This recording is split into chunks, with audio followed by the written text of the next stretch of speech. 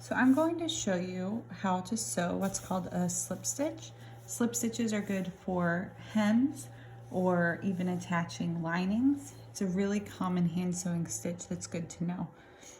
So the first thing I did for my sample is just fold up the fabric 2 times to represent maybe what the hem of a skirt might look like. I've threaded my needle and knotted it. And the first thing I want to do is open up where I folded and hide my knot by putting it inside that folded edge. I'm then going to work my way up about 1/4 of an inch, and I'm just going to use my needle sideways to catch a couple fibers. The less fabric you catch, the least visible it's going to be, and that's the goal of this stitch. We don't want to see it on the outside or really the inside. So I pulled that tight. Now I'm actually going to come right across and slide into my hem allowance and slip the needle through this folded edge, hence the name slip stitch. I'm going to go up about 1/4 of an inch and come out.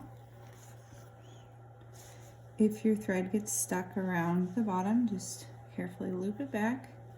And then I'm going to move 1/4 inch up and catch just a couple fibers.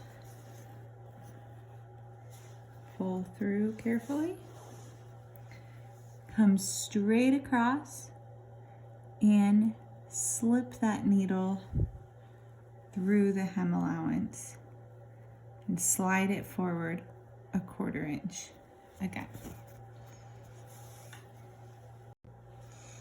So here you can see my slip stitch, or you can barely see my slip stitch, which is a good thing. It's hidden in the seam allowance.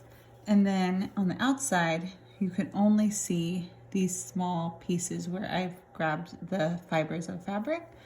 When you are finished, you want to hide your knot. So you take a small stitch in the fold, pull almost all the way through, and then right before you pull your stitch through, go through the loop and pull tight, and repeat that another couple times. Finally, when you are done knotting your thread, you want to go ahead and bury the needle into the hem allowance and then cut your tail short so that the tail is completely hidden.